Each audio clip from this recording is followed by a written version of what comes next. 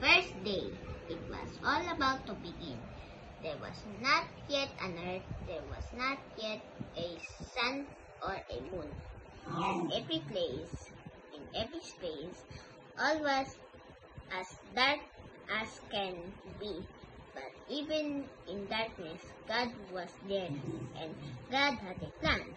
Let there be light, said God, and there was light across all of space.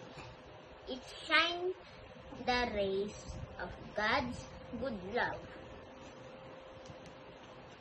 God makes the fish, birds, and animals.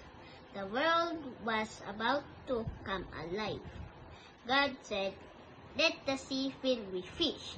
Let the sky fill with birds."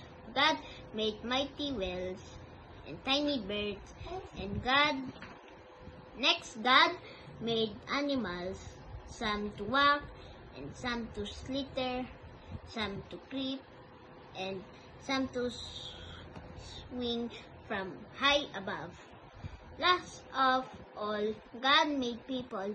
He made man and woman, so they were like him. Of all the fish of the sea and the birds of the sky, the animals that walk, and the animals that crept, it was people who were going to be the ones in charge. God smiled on all that He had made.